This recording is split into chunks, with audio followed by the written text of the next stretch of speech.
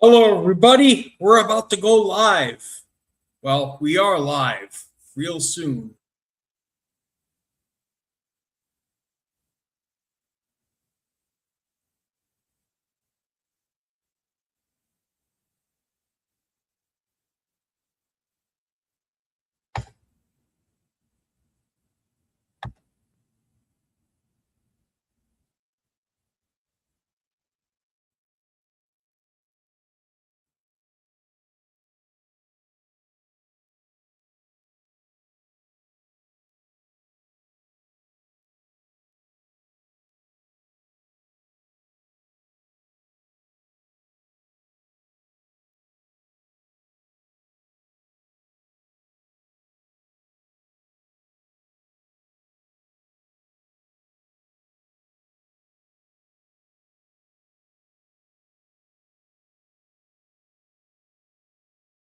Welcome to the 2025 Year-End Awards, brothers and sisters.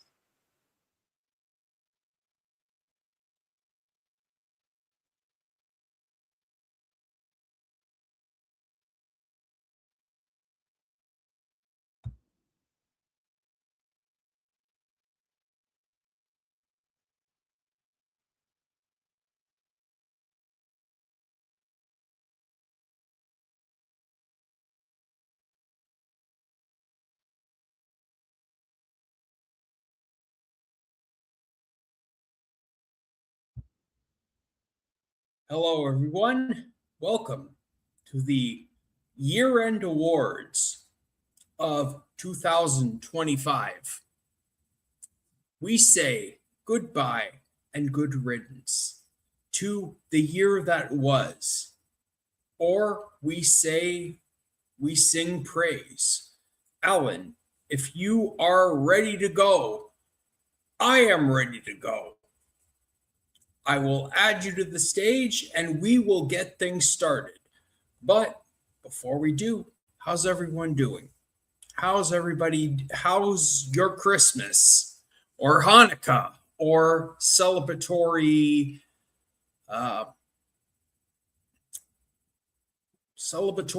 fantasy?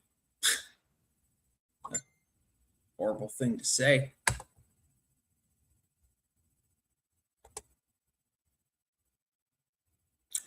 Thank you. Thank you, Casey. Thank you, Martin. You want to join in? I'm happy to add you. But if you don't want to join in, that's okay. I'll copy paste the link, and if you want to join in and you want to have a good time, do it. I know that I'm going live at the same time as AEW at World's End, and Chris Jericho's got a live stream going on at around this very time. But hey, let's just go live and let's compete and let's have a good time. Let's talk about the year-end awards. I don't have an envelope, but we'll wait for Alan and we're going to get things started. Well, we will get things started. Before we begin, I do want to send a shout out to quite a few people. Alan is here. And what's going on, sir? How are you? I was going to send a shout out to you and a shout out to quite a few people. Well, gentlemen, there's one gentleman looking at me right now, and it's none other than David Buchanan, and it's a very special feeling because man alive, Freeform Friday saying goodbye to 2025. Hell yeah. I do want to give a shout out to my friends at Entre Deux Chaises de Métal, Christian Wallet and Marc Charon. I also want to give a shout out to LWA Live Wrestling Auctions, as well as CWA Canadian Wrestling Auctions. and David Simon, as well as the folks at Wrestling Uncensored, and each and every one of you that want to join us live. We appreciate that. We appreciate your time. We appreciate what you do for each and every one of us. And here's another kind reminder. I say this every other time we go live. If you enjoy the content that we provide, please be sure to hit the like and hit the subscribe button. Easy for me to say when we all go live and when we upload some new content. Alan, we got a lot to get into. What's going on, sir? How are you?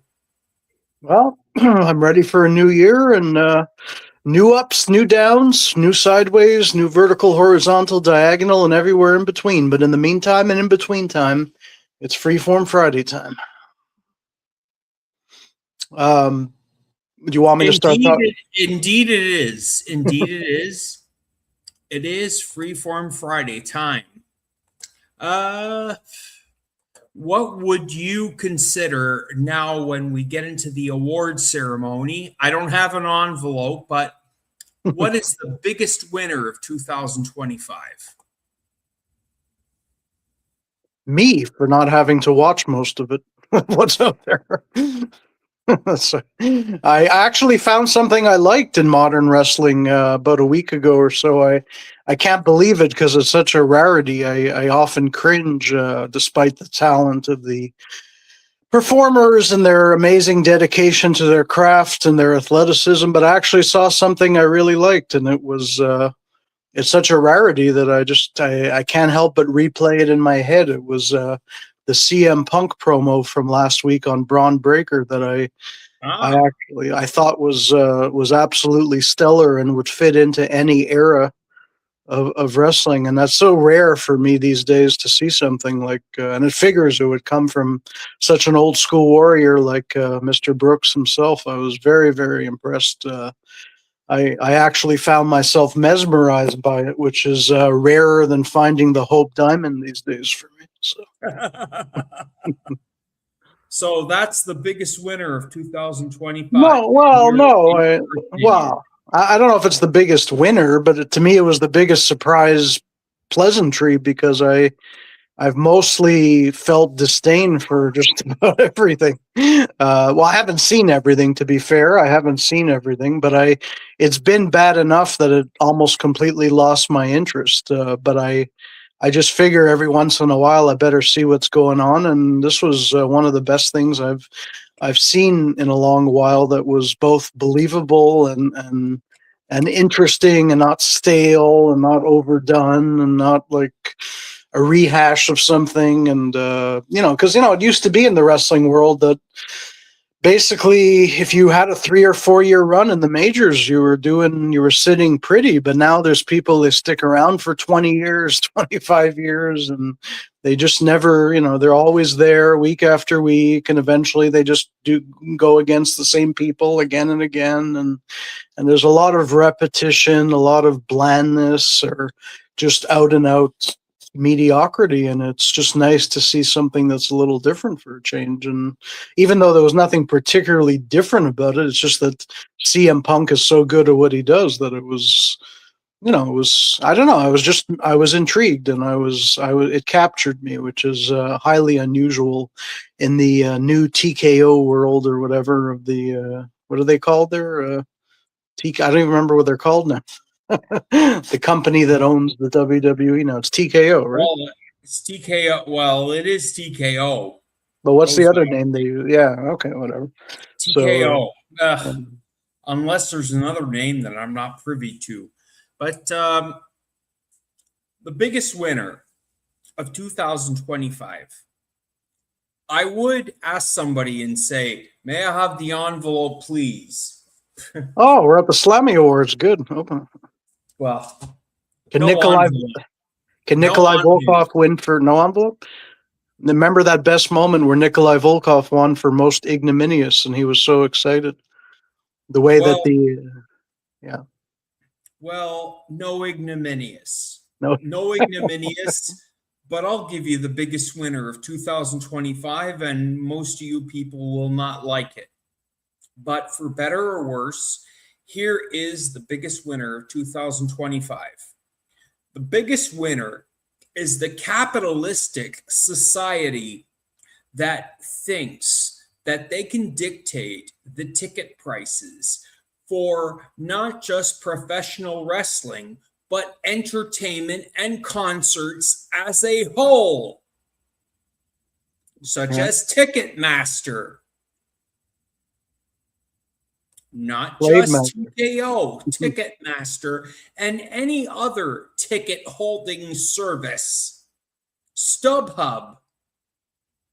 They make a lot of money off of people who pay to wait. Well, I think I probably paid around $35 for my first WWF house show at the Montreal Forum back in 1987. And even in today's dollars, it's far less than probably what somebody would pay other than for the nosebleed sections to go to the Bell Center. And actually a house show. Who would want to watch a house show these days? But not that there are. To go to the nosebleed section, it costs $100 or $200. Yeah. But back in those days, for the equivalent of $100, you could, sit right in the front practically if you wanted to, or you could sit in the really good seats. And ironically, you're getting a much better product, in my opinion, than what you're going to be watching today. If you're going to a WWE show or an AEW show or an MLW show or even an NWA. Sorry, Billy Corgan, you may have made some good records, but I don't know. Well, Billy Corgan made a couple of good records. Some are rather questionable, but he's not the topic of conversation. Biggest loser of 2025. Well, you tell us. Okay, well, I'll tell you. Biggest loser of 2025. Should make sense to each and every one of you because I just gave you the biggest winner. So it's the exact quintessential opposite of the biggest loser of 2025 are the working class. The working class who strive and work every hard minute of every day to earn the money to be entertained. Just strive to survive, like the old Survivor Series slogan. That's what people are doing. So, yeah, but nowadays it's just strive to survive when it comes to paying your rent, buying your food, and entertainment is like secondary, not primary. Yeah. Well, yeah, exactly. Because we now, like, the average person just doesn't matter anymore, and even though wrestling used to be built on supposedly the poor who would fork over a tiny section of their salary to go down to the arena to watch the armory or the state fair or whatever to watch the territorial system of wrestling, now like you have to be a millionaire practically to to enjoy the best of all that. If it's very different, you can really tell the cultural shift from when wrestling was thought of as a poor man and woman's pastime. Eventually, it shifted in the '80s to the middle class mostly, and the working class, and I guess the upper class too. But now you see, as time has gone on, it's if you're not wealthy, you better figure out another way in there because it's pretty bad in all of entertainment. I guess it's true, but. Very, very sad state of affairs, I think. Yes, very sad indeed. But for me, I would have to say the biggest loser is actually the old school wrestling fan, because we've lost some amazing contributors to the industry this year that, people that will obviously never be replaced. They couldn't be, but the sad march toward the day where you're going to be able to count on 1.5 hands how many true old schoolers, practitioners of the wrestling game are left. And 2025 was a big loser for fans of the 1970s, 80s, and 90s wrestling scene. I think I was just thinking today, like how in music you could see now that the 80s groups that used to be the kind of the young pups of the the up and comers are now becoming the senior statespeople in a lot of ways of music, and now like, but wrestling has lost a lot more talent than music has. I mean, music has lost a lot, but I mean, in wrestling, how many spokespeople are going to be left that are actually from that generation, participated in what we saw? And just this week I was devastated again at one point I'll talk about later by another one. And there's just so many fewer people that are just. I know the early 2000s unfortunately saw a lot of deaths in the wrestling industry, and the late 90s saw a lot too. But it just feels like we're in another unfortunate anti-renaissance of that, and we're losing people that you thought might be around a lot longer. I see people worrying out loud even that Ric Flair is going to be next, or Mike Rotunda, or whoever, and that's terrible because they're still living and you're just hanging this title over their head, and it's and those would be two major losses if they happen. Well, I know we're going to get into a little bit of a sidebar. What are your thoughts on the recent Ric Flair cameo thing? If you've heard about it, if you won't, if you didn't, I'll tell you about it. I have heard about it. If you want to tell others about it, you could. Okay, so some guy paid $600, let alone $1,000, for Ric Flair to give a shout out to the guy's father.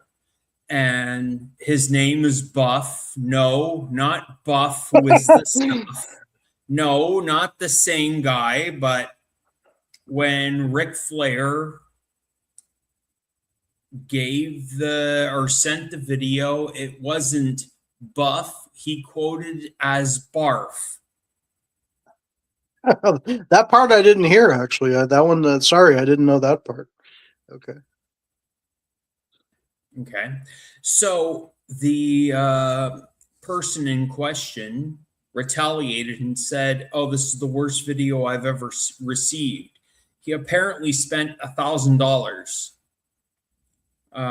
well beyond what Ric Flair charges, which is $600. Why did he spend $1,000? Extra time, I guess. Oh, okay. I don't know. Yeah. Okay. Yeah. All right. But no, it was rough. I mean, it was. I don't know. Did Flair, like, he didn't totally seem like. I don't know. Was he coherent even? Like, from what I saw, was he like? Well, that it's your boy. He was right there. Woo! With the ladies and girls. You want to be with me? And I'm going to say Buff, but I call you Bar. No, I mean, well, look, I mean, this is something that everybody from Jesse Ventura years ago on down, although he should talk the way it is now, but for him, but I mean, it's back then he was right. I mean, these are people that are insisting on the spotlight long after they should have abandoned it to preserve their legacy, to preserve their dignity. And you just get the sense when you see Ric Flair now that he doesn't care, or he's just. He's just in it for the money. I mean, come on. But why can't you do it? Well, yeah, but why can't you have some pride for the money? He doesn't have any pride. I mean, if he's in it for the money, at least to get more money, he could do it well. I mean, if he's able to. I don't know what his deal is, but I just feel sad seeing this when I consider the Ric Flair that I watched throughout, the 2 decades of excellence that he brought, and this is what it's come down to. It's almost like I just want to turn away, but it's like a train wreck. It's horrific, but you just have to watch it. So for some reason, you have to look. Like it's. But I don't know. Like a lot of people are sounding the doom bells for him. I mean, I hope not. I hope he lives to 100 and beyond. But I really hope he doesn't continue on this path. Well, we cannot dictate another person's destiny. We can only dictate our own, right? Well, right, but there comes a time when if you're going to be a public persona person, you're going to be a public figure. I mean, they're going to drum you out if you keep doing stuff like this. I mean, he's soon, like who wants to pay another $600, or maybe they would want to pay another $600 to see if he could even go farther in embarrassing himself this time, or whatever. It's a very sick game. I don't know. It's Well, yeah. yeah, well, it's tragic. It's really tragic. And on that note, somebody in LJN form has wanted to talk to us and tell us exactly how he feels because fortunately he passed away before all this damn garbage became a reality. All right? I had to dig you out. I had to dig you out of your grave. Well, I hope out of not. my LJN grave, not out of your figurative grave. You mean your literal grave? Sorry. Literal grave. Yeah. Okay. Well. Yeah.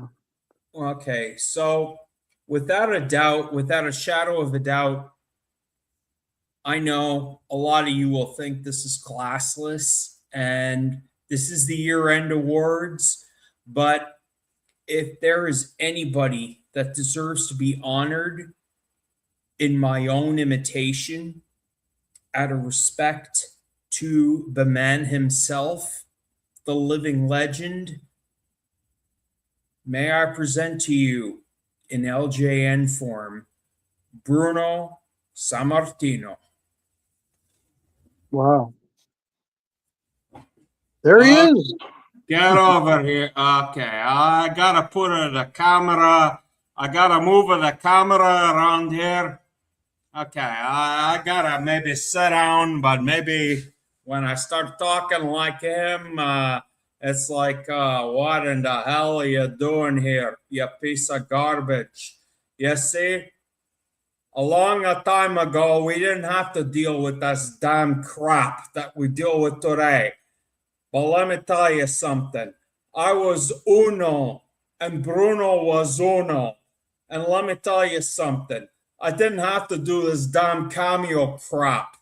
And this David Buchanan, who is a piece of garbage to begin with. I feel so sorry for this Alan Greenberg man. Oh my God. I feel so sorry for this piece of garbage.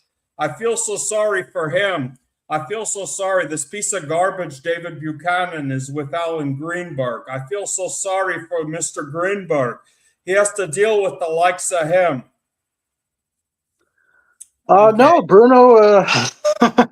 Bruno has nothing to feel sorry for. David Buchanan is a very talented podcast co-host, a great impressionist, a great connoisseur, and documentarian of the wrestling industry, and he also is knowledgeable in many other things such as music and films, and he's a very all-around classy gentleman. So I suggest, I'm only sad that Bruno didn't repair his relationship with his son David before his death, and vice versa. But other than that, I mean, unfortunately, Larry Zbyszko is the last living legend standing, and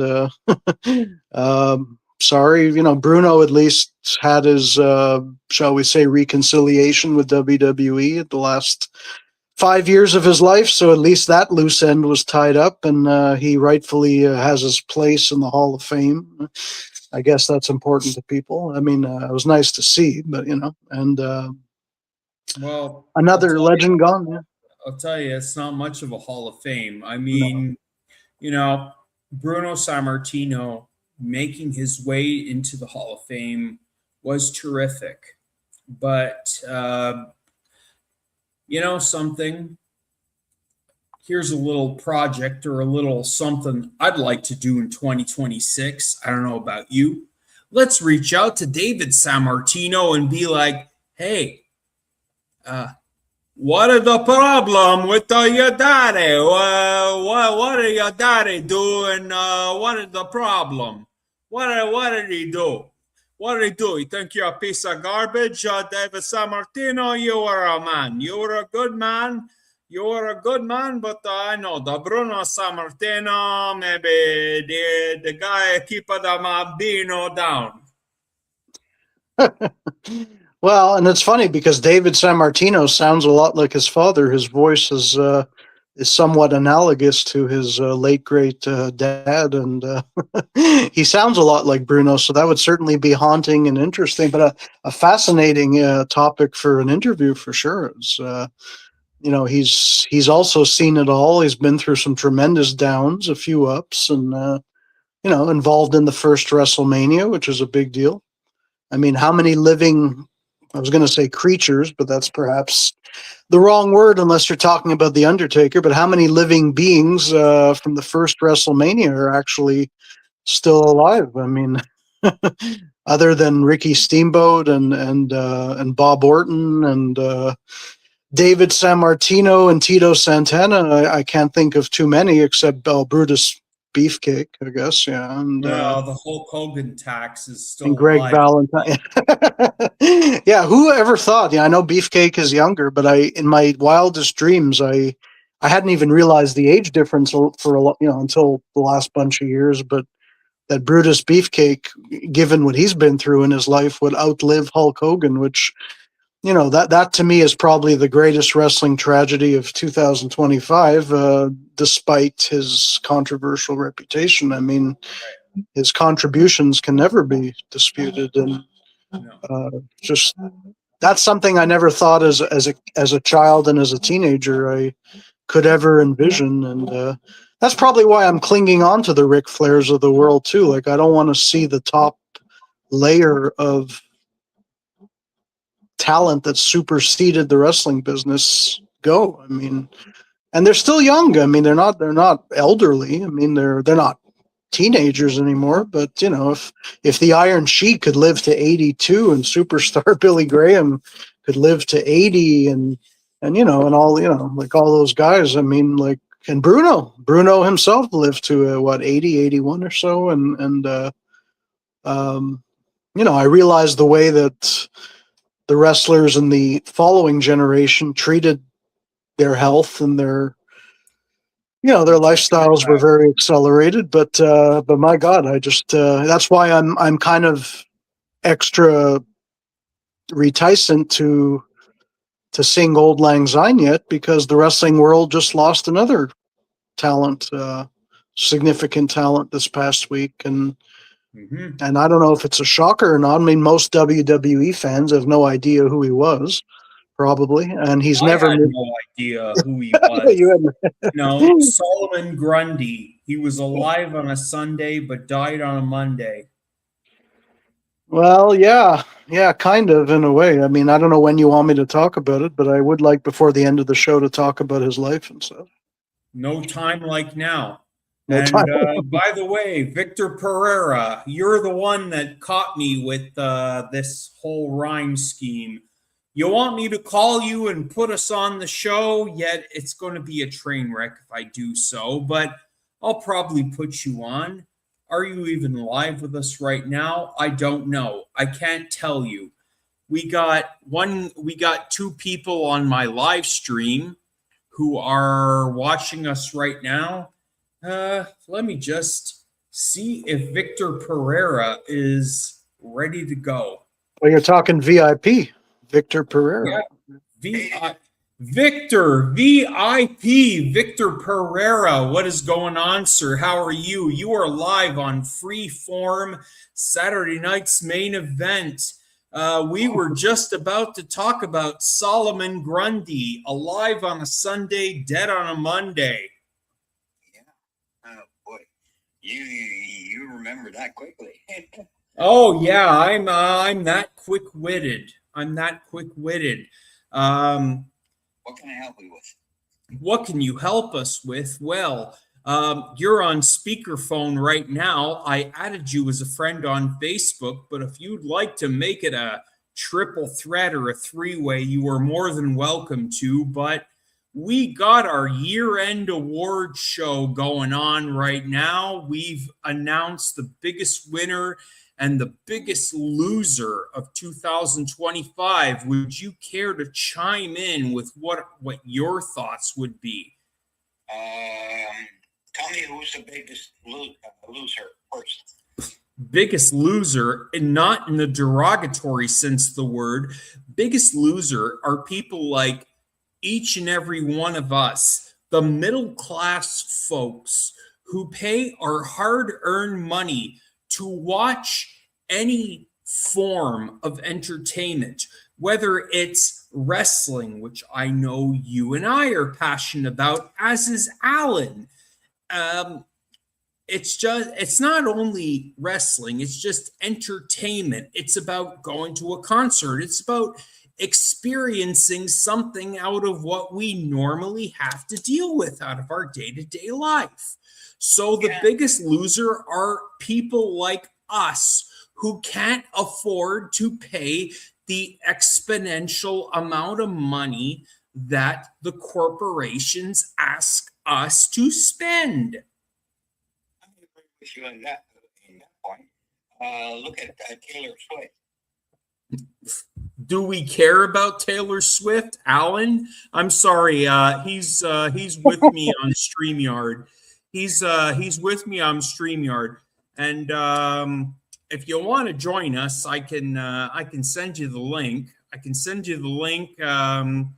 I don't know if you're capable of joining us, but I can try to do that. Just give me a moment. And does he want to join us?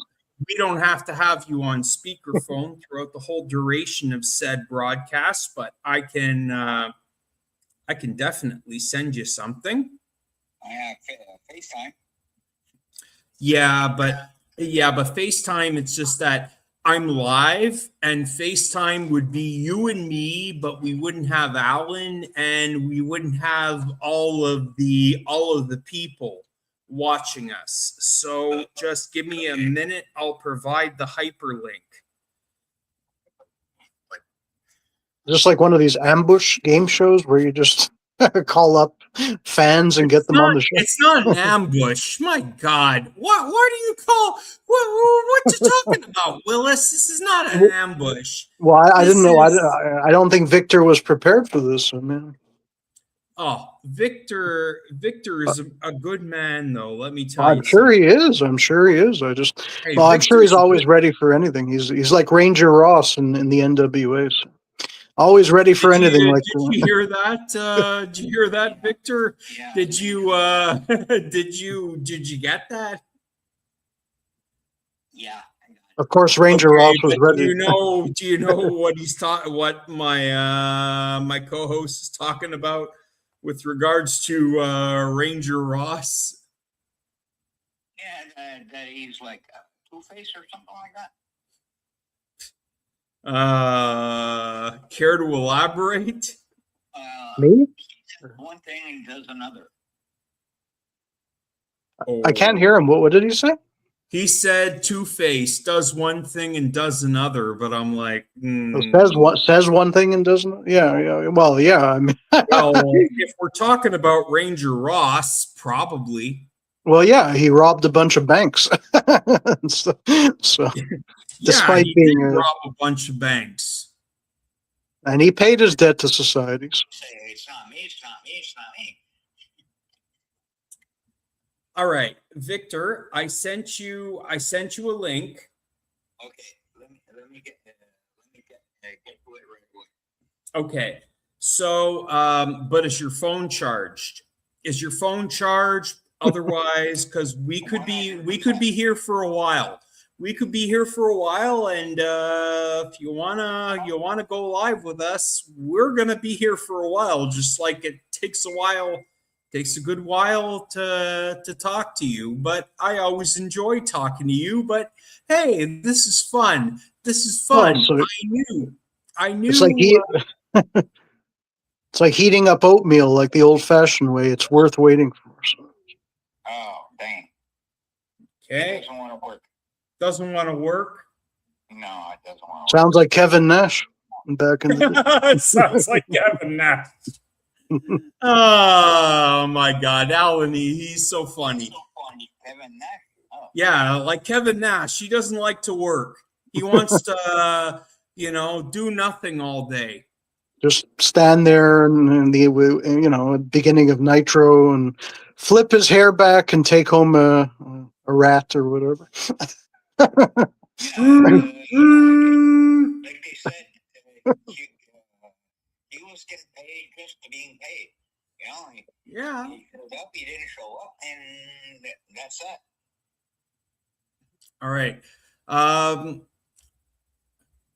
Well, anyway, what did Victor say? Who did Victor say was the biggest loser and winner? I didn't hear much of that. Victor, while you're getting your connectivity issues, could you tell us what, in your opinion, are the biggest winners and losers of 2025? And it doesn't necessarily have to be wrestling oriented. Well, the biggest loser, like you mentioned yourself, is us because we're shoveling money for just watching either movies, TV shows, or whatever. Okay, but the biggest winners are the corporations. Well, you see, we're on Victor and I and Alan, we're on the same page. Well, that's the good page. That's the VIP page, a la Victor Pereira. Yes, and huge, much love, and huge shout out to Victor's sister, Cecilia Pereira, who I've spent a tremendous amount of time with. And she's a lovely human being, and, she deserves Person of the Year. She deserves an award for Person of the Year, even though I'm getting way ahead of myself. Victor, how's your connectivity issues going? You're unable to connect, or? No, it's something to do with my Wi-Fi and my computer, but other than that, don't worry about it. At least I can talk to you and your friends. Nice to hear from you. Okay. So, shall we keep you on speaker till you get your connectivity issues sorted out? I have no problem, but maybe our viewers may beg to differ. But hey, not that many viewers to begin with, so we can just pivot and we can move on. Well, does Victor have a big winner of 2025 that he wants to share? His biggest winner was our biggest winner, the corporations. These corporations that suck the blood dry, suck the sack of us hardworking people. They win every year. So. Not Vince McMahon, but his son, when he played the song Money, Money, Money. Yeah. That's what they tend to do. Yeah, which is they always tend to do. Yeah. They always tend to do. I mean, that song became prevalent when, Donald Trump launched The Apprentice. Oh, geez, don't tell me that. Half the people there knew what they were saying and knew what they were doing. And he said, no, because it wasn't conformed to his ideals. No. All right. So we got to move forward now. Okay, we got best of 2025, best wrestler or best politician. And oh boy, we're going to have a lot of hate with now we're getting into the word politician or politics. So let's get down and dirty. Okay. Best politician, no one. No one? It's an old saying. absolute power corrupts absolutely. Okay. Okay. I agree. I agree. To a certain point. Okay. Alan, let's say you. Who Well, was the best politician of the year? well, I plead the Fifth Amendment. I choose to abstain on the grounds that my answer could incriminate me, so I will be abstaining from this category. All right. Well, I am going to go outside the box and I am going to speak locally. Okay. Best politician of 2025. I don't exactly know the circumstances, and then you're going to say, well, you don't know the circumstances. Well, why are you picking her for the picking? And now I say her, it's a woman. So the best politician of the year, and I nominated this woman back in 2020 and said she was destined for political stardom. Marwa Risky, Liberal Deputy M&A of Ville Saint Laurent. I would agree with that in a point. To a point. You know, she took care of her constituents and everybody else, okay? But then she was slapped down by, you know, the big ways. Yes. Yes, and she was expelled from Liberal caucus for unsanctimonious actions. But Pablo Rodriguez, who was nominated as the Liberal leader, recently resigned. For what? The same darn thing. Exactly. So this is where I say Marwa Risky is the best politician because she was, and I said this back in 2020 when I first started doing this crap, she was destined for political stardom because she's outside the box. She fits right in with the constituents of said borough of Ville Saint Laurent, but she has the know-how and the charisma to be the next premier of Quebec. However, this has not happened, but we shall see. I hope the wrong will be done right before the next provincial election come 2026. Yeah, and she's a little like Kamala Harris, if I'm not mistaken. How is that? How is that? How is that? He told it how it is. Aha. Not how it should be. Uh-huh. Uh-huh. And even Kamala Harris, they shut her down right off the bat. Well, I can tell you why that happened, because Joe Biden decided not to run for re-election, and Kamala Harris was left holding the bag because Joe Biden's people were running Madam Vice President Kamala Harris's campaign. She didn't have her own people running it. And they set Madam Vice President up for failure. And I know it could be a complete and utter disaster for those of you people that wanted your first Black female president of the United States. Well, you have no one to blame but the people that ran her goddamn campaign into the ground. I'm sorry.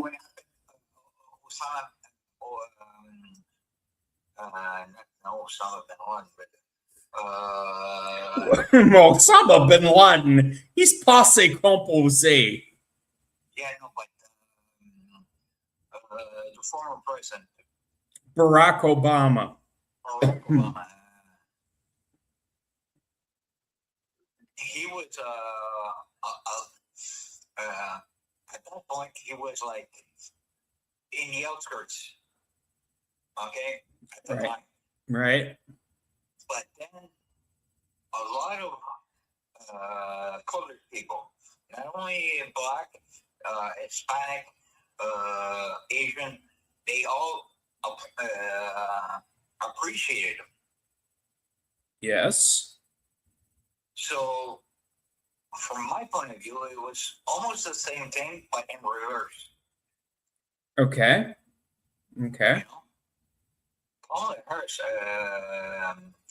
what I heard from her, she made sense. She made complete sense. But with the Mongol that the states have, he's just playing his cards Yeah. Yeah. on his chest.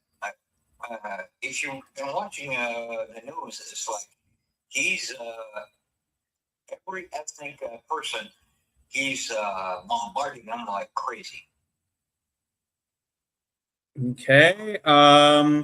Well, the thing is, both Alan and I do watch the news. We watch the news and we get the news that we need. Yeah. We get the news that we need. And that's, I apologize, but we have to get on with it. What about the best wrestler of the year? And moving on, worst wrestler and worst politician. What would you have to say about that? I'm sorry, Victor. I got to give the floor to Alan, and I got to give my opinion. I just had a question about Marwa Risky before. Okay. What was the question? Yes, Alan. What's your question? Well, you listed all her attributes and everything, but what we really want to know is, does she throw a good drop kick? Did you get that, Victor?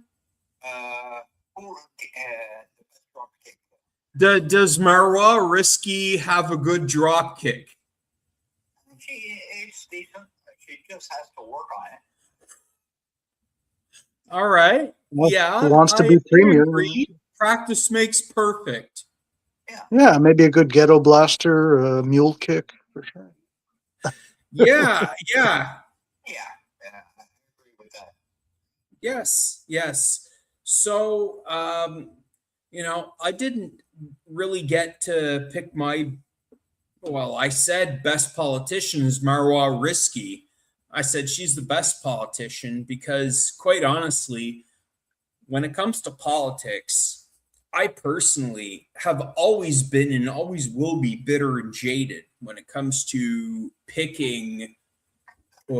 When it comes to picking our M&As who do what's right for us. But my question that I lay out to each and every one of you is this. Do you vote for the individual you're voting for, or do you vote for the party and what they claim to stand for? I'm undecided. Okay. You're undecided? Yeah. I'm certainly undecided. But I know that no matter who I vote for where I live, my outcome doesn't mean a damn thing. Alan, let's say you. I just want the Rhinoceros Party to come back. Oh, so you want Rhino to give everybody a gore. Not an Al Gore, but yes, perhaps a Gore. Yeah, but a gore. I missed Doug. Let's have Joey Styles as the speaker and have Rhino give everybody a gore. And then we have AJ Styles as Mr. Speaker saying, gore, gore, oh my God. Yeah, perhaps. I mean, I even miss Doug Henning, no relation to Kurt, the guy from the Natural Law Party who used to float on a magic carpet and say if we were all embracing New Age stuff, we'd come into a new era of peace. I'm all for that. So Well, if I was still into Dragon Ball, I would probably say I'd fly on my Nimbus cloud. that could be the only Dragon Ball I know is the one that Ricky Steamboat blew out of his mouth with that liquid. So. Okay. I haven't seen that in what, maybe 15, 20 years. Oh, well, the last time Ricky the Dragon Steamboat did exactly what Alan says he did was 1991, 1992, but then he probably repeated the same process under better circumstances in WCW. He did once in a while. Didn't pan out. You know, it didn't pan out. Now, moving on. Worst. Best wrestler. Worst. Well, okay, best wrestler. You didn't give us that. The best wrestler that I can get at is a toss-up between Bruno Sammartino. Well, we're talking about 2025. I mean, yes, Bruno Sammartino is one of the greatest of all time, but we're talking about of modern day. You know, Modern day. I know Bruno is right here. Bruno is right here on my screen. He said, "Thank you, Victor. Thank you. I appreciate you going to Pulsove Arena, but we gotta pay tribute to the pieces of garbage that exist today. I know I'm dead in the ground. You can't talk about me no more." Yeah, but Gunther. Gunther. Yeah. From my point of view, it's Gunther. Okay, Alan. Well, I don't really watch wrestling in 2025, so I mean, I do watch little tidbits, so I don't really think I'm qualified to say. I mean, if you're talking 1985, that would be different, but in 2025, I have just vague ideas, but I'm not really qualified to judge it, so I'll abstain once again. Well, I know you're not qualified. Even I am not qualified. But the thing is, give your point of view and say it. My point of view is that he's pretty abrupt and demands a response. Okay, here's my pronouns, pal. God damn it. Here's my result. Here's my response. Wrestling doesn't really exist as wrestling in 2025. So the question is a non sequitur because wrestling in its real form or its entertainment form hasn't existed for me in 27 years. So there's no such thing as the greatest wrestler. There's the greatest rehearser, the greatest sports entertainer, the greatest wrestler is long past from this era. So to me, it's a non sequitur, the question, with all due respect. I respect it and I appreciate it. All right, now I got to give my opinion. And now, to me, it's controversial. It's controversial. Victor, you said Gunther. Alan, yeah. You stayed neutral. But to me, the best wrestler of 2025, Tessa Blanchard and Rhea Bloody Ripley, because the reason being is these two women or these two bitches fight like men and set the stage for intergender wrestling beyond all else. They are the toughest, most despicable people you could have. I agree with that. You know, it's like she did what nobody did. You know? Yeah. Why is Rhea Ripley champion? Why Rhea Ripley? Well, Alan, No, I don't mean why Rhea Ripley. I know how talented she is. Why is she despicable? despicable in a sense of she can be a tremendous baby face, but she can be a despicable heel. Oh, so she's versatile. She is versatile in being despicable and all despicability. Well, Tessa That's not even a damn word.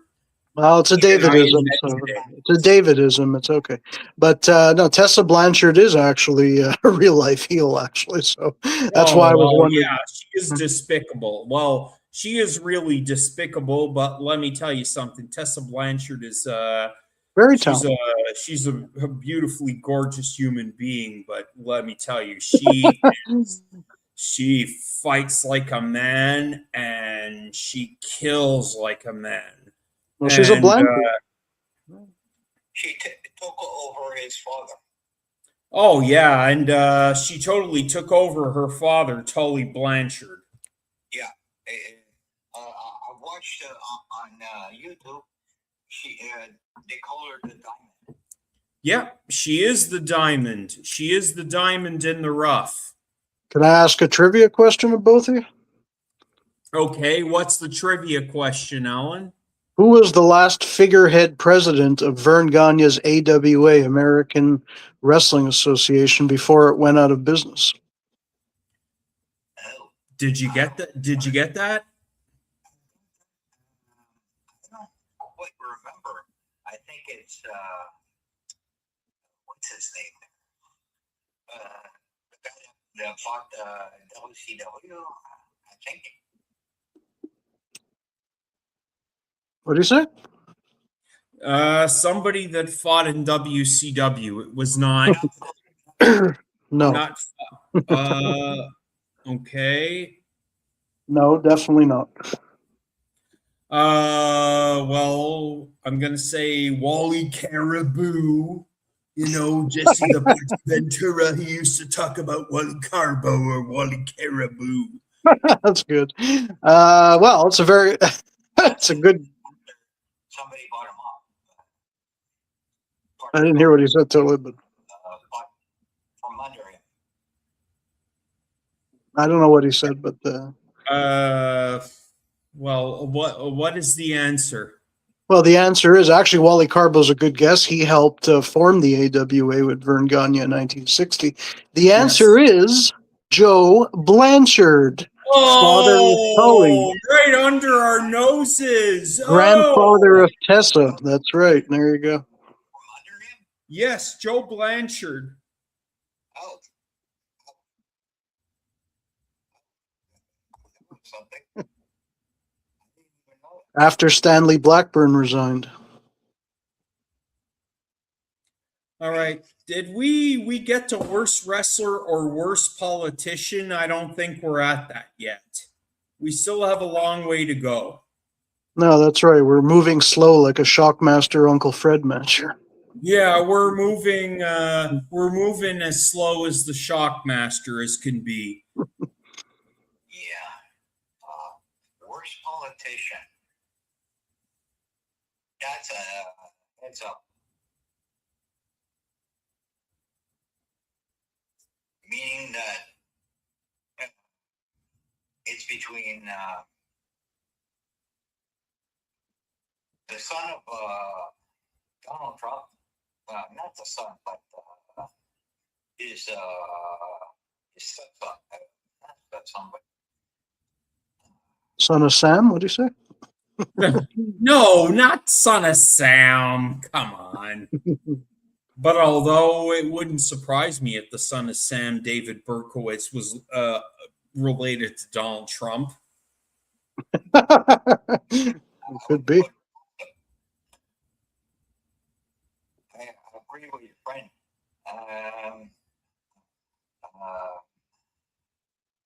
His son-in-law. Jared Kushner. Yeah, he's I don't like it. Well, that might get a little sensitive since we're talking about Jewish people, but yeah, he he has done some damage to Gentiles and maybe other Jewish people. But I thought you meant the guy. I thought you meant the disgraced spokesperson for Subway for a minute, but that's Jared Fogle. Not Jared. Jared Fogle. Well, he's a scumbag too, but he is passe compose this year. Right. I didn't even know Jared Kushner was a politician. Is he a politician? He's not a politician. I don't even know. He's like Bruce Pritchard. I don't even know what in the hell Jared Kushner does. Except be married to Ivanka. And whenever I think I hear him speak, I hear Gilbert Gottfried, the guy that would voice Iago the parrot in the Aladdin animated movie. I'm Jared Kushner. I hope he did. Well, he becomes a politician. Yes. Maybe there's a spot in wrestling for him. Maybe now that Vinny Rubro is back in the promoting or writing game, maybe he can. Oh yeah, Juggalo Championship Wrestling. Well, that is the dirtiest of the dirty. That's not going to win Promotion of the Year, I guess, in the Slammy Awards. Absolutely not. Absolutely not. Absolutely not. But Alan, you don't want to tell us, in your view, who the worst politician is? I'm sure I know what your answer is, but I can tell you a thought-provoking question. I can tell you a thought-provoking worst politician of the year, and it's going to get me hated, but I don't give a shit. Well, I'll just say that the worst politician of the year is insert name here, and everybody else ties for second. So, to me, in my honest opinion, worst politician goes to our prime minister. And yeah, I know some of you, boo, you're going to hate me for saying it. Mark Carney. No relation to the reason why I nominate and award Mark Carney as the worst politician is because to each and every one of you, including this hypocrite who voted Liberal, even if I didn't vote Liberal in my nomination of Ville Saint Laurent, Quebec, Mark Carney would have won, be it majority or minority government. However, Mark Carney did exactly that. He conned the Canadian people, saying that he is the Lord and Savior of the Canadian economy, when he is doing exactly the opposite to destroy and make our lives even more miserable than it already is. He's a carny. Yes, and now let me pull this apart, okay? Okay? Mark Carney, okay? Mark and Carney. These are two words that came from the wrestling world and not the message boards. That's a good point. That's a good observation. At some point, wrestling has a point in politics. Worst politician, Mark Carney. I was looking, folks. Think about it. I was hoping that Art Carney would get on the ballot, but it wasn't possible. So, all right. Well, what can you do? He's not the only one. No, he's not the only one. Who else? Who else do you have in mind, Victor? Melissa Etheridge. Melissa Etheridge. She's not the only one either. Why are we even talking about Bummest Rap? But okay, let's throw that in there. No problem. No problem. Thanks for hanging out with us for the time you could. And Alan and I will soldier on. And thank you for stopping by. Thank you for taking my call. We'll continue on without you, and I appreciate that. All the best, Victor. Happy and healthy New Year to you and yours. Yes. happy and a healthy new year from Alan Greenberg and from myself, David Buchanan, to you and your sister Cecilia Pereira and your extended family. All right. I understand. Okay. Give my love to everybody. Okay. We will. Soldier on. All right. We shall. Okay. All right. Have a good night, Victor. Thanks again. Okay. Bye. All right. Bye. All right. Well, there goes Victor Pereira, and let's hope that Bruno Sammartino could qualify for Wrestler of the Year in 2026 as well. Well, what were we talking about? We were talking about Mark Carney. Yeah, lucky us. I think we lost track of where we were because worst wrestler. Oh, worst wrestler. I could tell you so many people that could be a worse wrestler. That's a hard one. Yeah, there's so many candidates. Vinny Rubro's not still wrestling, is he? No, I guess not. He's not wrestling. He's involved in the business. Yeah, but you know him. He might wind up in the main event of a Juggalo Championship Wrestling show. Well, Vince Russo does not make my list of worst wrestler of 2025, but this person does. Jade Cargill. Oh. Wow. Jade Cargill, the reason she has made my list of worst wrestler of the year is as follows. She has yet to comprehend, or she has failed to understand the concept of working under a World Wrestling Entertainment stylistic system, which she was given no direction in All Elite Wrestling or under the tutelage of the Nightmare Factory personnel, he being what's his name, and who in the hell cares what his name is? Oh, I know who that guy is. I forgot his name, but yeah. You and me both. You and me both. 2025 in wrestling is enough of a Nightmare Factory for me, so I forgot his names. I know who you mean, though. I know the guy who works with Cody Rhodes there. Yeah. Still, despite the fact that they don't work for the same company no more. Yeah. Well, I heard Jacques Rougeau mention anybody. Well, there's one of you watching us live. You care to tell us? Who it is? I could just easily look it up and be like, yeah, I knew that, or oh yeah, we both knew that. Well, if I saw him on the street, I wouldn't recognize him, but it's fine. Yeah, but it pisses me off that I don't know it. So I have to look it up. Well, Stardust, buddy. Oh, yeah, Stardust, buddy. QT Marshall.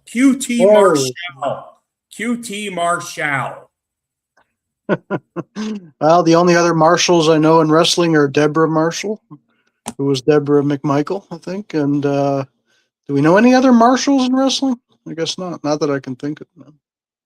Anyway. Not really. Not really. Okay. So, moving on. Most defining moment. Now, it doesn't have to be wrestling. It can be a defining moment in your life, let alone newsworthy life. Unfortunately, 2025 has a plethora of which to choose. I mean, there's, just even the other weekend, a few weekends ago, with all those shootings and the Rob Reiner thing, the Rob Reiner thing, I mean, it all bothers me, but the Rob Reiner thing really bothers me because he was such a part of.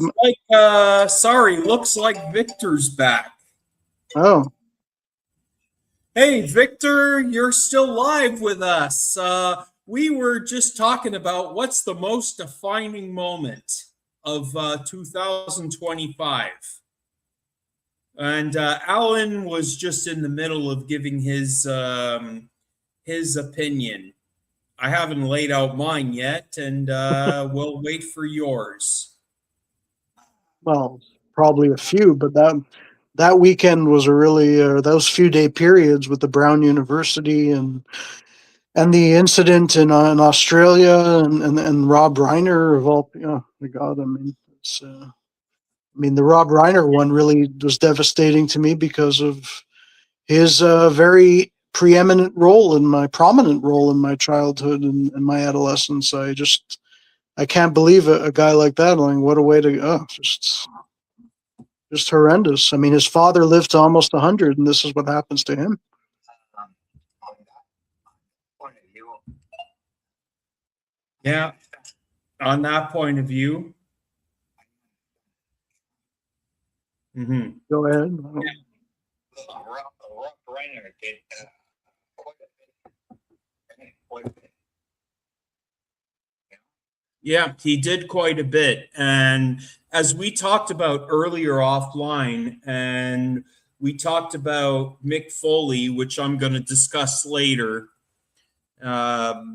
You know, the last straw for him was when the president took to X or Twitter and acknowledged the condolences of the sad passing of Rob Reiner, but stated in his mind that Rob Reiner suffered from TDS, Trump derangement syndrome. Has that actually been diagnosed by somebody? Not by me, not by you, not by any of us. It's one of those things that just got created and got Dr. Oz, taken. Dr. Phil. Well, Dr. Oz Phil, and Dr. Phil. Well, Dr. Phil. Well, you're fat, stupid, and a pig. If you think I know what's going on with you, and what am I, nuts? Dr. Phil's words of wisdom, folks. Go back as early as 2002. David Letterman late night skits, and you know what I'm talking about, but you probably won't. It's on the list for my resolutions for.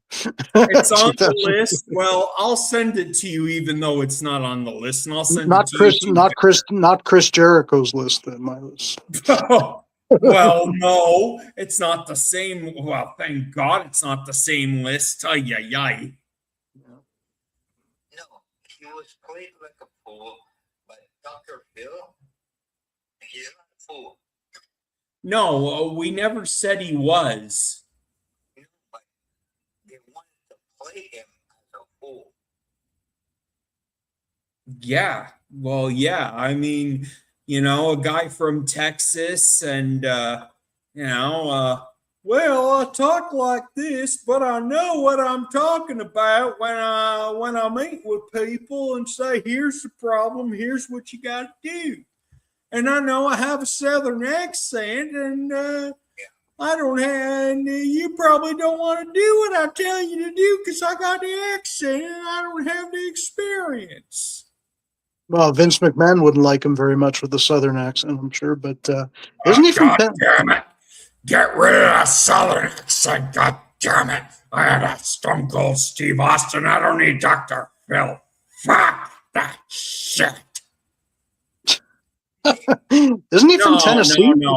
I was just going. I was just Victor. I was just going absolutely nuts, giving Alan and each and every one of them my Vince McMahon imitation, because we all know Vince McMahon hates Southern accents, and when it comes to standing all he can stand, it's like Popeye. I stood all I can stand till I can't stand no more. Isn't? Yeah, I'd say, put up or shut up. That's my basic thing. Mm-hmm. It's like saying, okay, each person has their own point of view. I accept it, or I don't. But the thing is, my way of thinking is like, listen to everybody else, and then I shut up, listen to them, and then I give my own interpretation. All right. Well, that's the way to go about it. That's the way to go about it.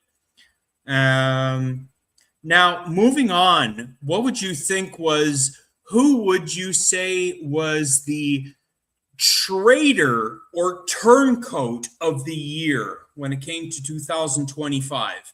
Now, it doesn't matter if it's wrestling or politics. I got my own opinions. Let's say you both. Polyev. Pierre Poilievre, why is that? Because he's trying to play both sides. Trying to play both sides. So he's trying to be is he, did he really want to be liberal, or is he a diehard conservative? Neither. So, neither. Because he wants complete control. Okay. All right. Alan. That one's a loss for me. I'm I honestly don't know what to say to that. I'm just thinking back to my favorite Slammy awards from years gone by, so I'm not sure. All right. Well, I'll speak on my behalf, since I knew that it would come a point where you couldn't answer for certain categories, but I will tell you, and you won't like it, but too bad. Biggest turncoat in the world of wrestling, Mick Foley. Now, I know I had a discussion with you, Victor, off the air. I know we had a discussion. Now, here's why I say Mick Foley is a turncoat. Mick Foley is a turncoat because he will not subserve or be in hook, line, and sinker when it comes to his WWE Legends deal. Mick Foley decided to make it a point to say, once my Legends deal is up for expiration in 2026, I will not re-sign due to World Wrestling Entertainment's political affiliation with the current White House administration. Now, another bunch of turncoats in the world of politics are the two people that switched from the Conservative Party to the Liberal Party. Now, I'm not saying it's bad. I'm not saying it's good. Now, may I remind each and every one of you, when it comes to the count of the House of Commons, if there is one more representative that were to cross the aisle and join the Liberal Party, you will have your majority government, which you wanted since April. That I understand. Okay, they only needed one more person to cross the line and be on the Conservative. If you happen to watch the news, they had one more person to walk. Yes. But I would like your friend to weigh in. My friend Alan is choosing not to weigh in, and I respect his right not to do so. Okay. So, I'd like to know why is Mick Foley a turncoat? I mean, this isn't the. I'm not okay. Now, I am speaking. Just a second, just a minute, Victor. I am the reason I'm saying Mick Foley is a turncoat. I'm not saying I consider Mick Foley a turncoat.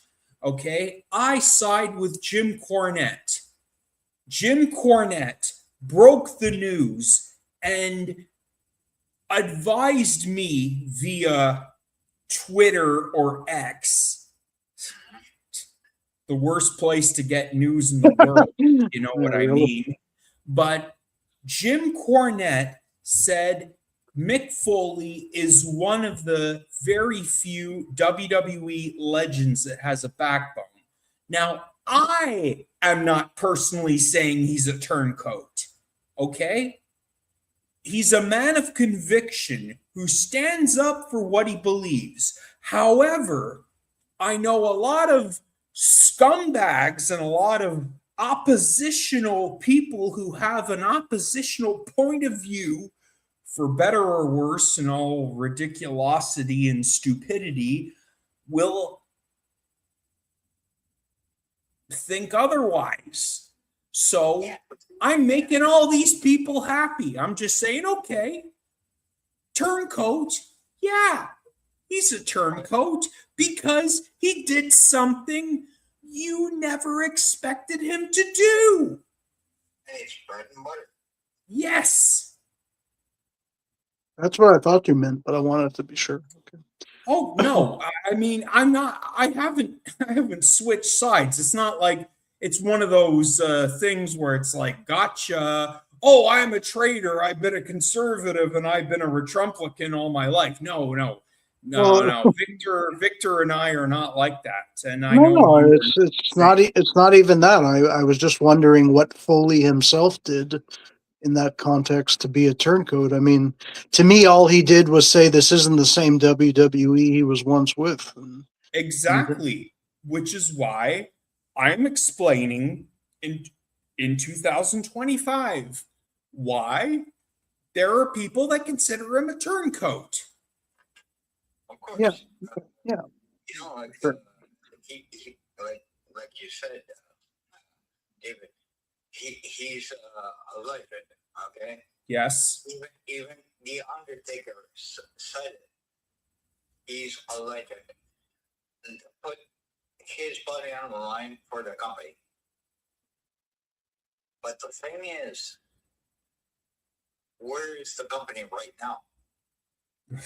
Where's the company right now? It's all about it's like, do you believe in God? Your only God is the almighty dollar. Yeah, it's all about the brain. Yeah. You know? Yeah. Not many people, even The Undertaker, he bowed down and said, okay, it's enough. That's my time. You know? Yeah. Have you watched the Hell in a Cell one time that his pardon the French, his tooth was right in his nose? Yeah, I watched that. I watched that match as it was going down. And fun fact, in my neighborhood, when I was watching it, just as said pivotal moment happened, I lost all electricity in my home because there was a bar 6 blocks down from where I live that had a 3-alarm fire, so all power got cut off. Yeah, So and you run to the place. You know, it's like this guy just lied and saying, you know, he smiled.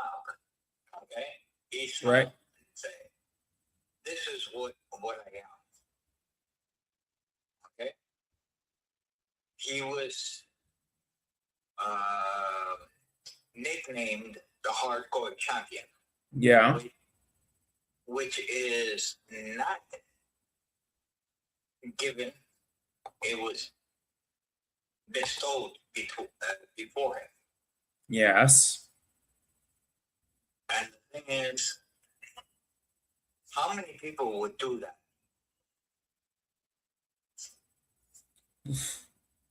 I don't know. Not many. There was Nick Foley and his partner. Terry Funk, is that what you're getting at? Yeah, they were the only two, you know, that gave it all, and it's never the same. It's never the same. Well, you got to remember with Terry Funk, there have been so many occasions where his horse got sick and he had to leave. I don't know if you ever heard that joke, but Terry has always told Vince or other people around Vince, I gotta go. My horse is sick. And my daughter's whore. I'm sorry. I had to. Does he have a daughter? I don't know. I don't. Well, he has a daughter. We don't know if she's what I just said, but I just had to throw that. Wow. I just had to throw that in there. That's what that's what the crazy Terry Funk would say. That's what Stu Hart said about his daughter Diana during the "Beware of Dog" in your house. Yeah. Beware of the dog I gave birth to, Diana. Beware, big rhino, big bastard. But Diana, she's not the bulldog. She is the bulldog. She married a bulldog, but she is the bulldog. Yeah. Yeah. And she was made out to be a very loose woman in that storyline potentially. So he didn't appreciate. And which reminds me, I know you're Alan. I don't know about you, Victor. Do you guys? I know Alan's a bookworm. I'm not so much. Victor, what about you? Have you gotten your hands on Diana Hart Smith's book? I know it's out there. I know it's out there, but I'm not privy to it. But I'd like to learn. All right. I'd love to learn because apparently David Boy Smith was. How can I put it this way? One of the not powerful wrestlers, but he was also technical. Yeah. Agreed. Because he went to the dungeon and he learned not only power, he also learned what do you call it? The technical risk. Yeah. He learned from the best. Yeah, and that's why on a certain occasion he defeated Bret Hart. Yes, and he won the Intercontinental title at 1992 SummerSlam. Yeah, but he did it 3/4 technical. Yeah, but Bret told him what to do. And did you know the whole story behind it? Apparently, Davey Boy forgot the whole damn match because he went on a crack smoking binge with Jim the Anvil Neidhart before he got on the plane. Did you know that story? Apparently, from what I heard that Bret Hart smacked him in the head and said, "Keep your eye on the ball." Well, I don't know if Bret did such a thing, but it wouldn't surprise me if he did. No, he did. He admitted he did in his book, even. Oh, he did. Okay, Alan is saying he admitted he did it in his book. I don't remember word for word everything that was uttered in Bret's book. I think he did it. If memory serves me, he did it with a Dynamite Kid and with Junkyard Dog, maybe, or whatever. Yeah. Not surprising in terms of the Junkyard Dog, unfortunately. But I may be wrong on that. But yeah. Now, we got a lot of other categories to move on to. So we've moved on. We have Turncoat of the Year. Now, I'm going to see if we can segue all of these following categories into one. Now, this can fall into the world of politics. This can follow into the world of wrestling. So I have a couple of categories that I'm going to throw out at you. Most boring, most charismatic, and also what is the Bummest Rap or Fairest Rap? So biggest lie, fairest lie, and best comeback of the year. Well, the best comeback is Austin Theory. Austin Theory, okay. Because he's trying to do something besides,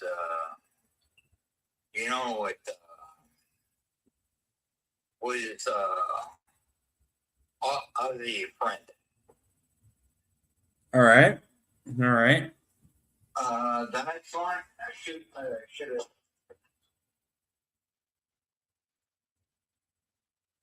Alan, do you care to elaborate while Victor collects himself and gathers his Well, thoughts?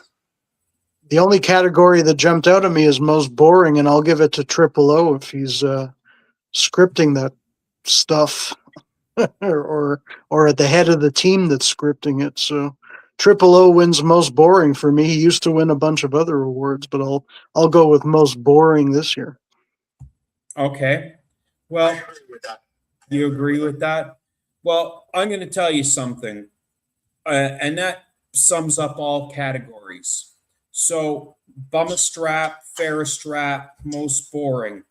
Now, what this all comes into is the whole entire conglomerative stupidity of a process that is the creative process within the world of show business combined with professional wrestling, whether it is World Wrestling Entertainment, All Elite Wrestling, or any other organization that exists.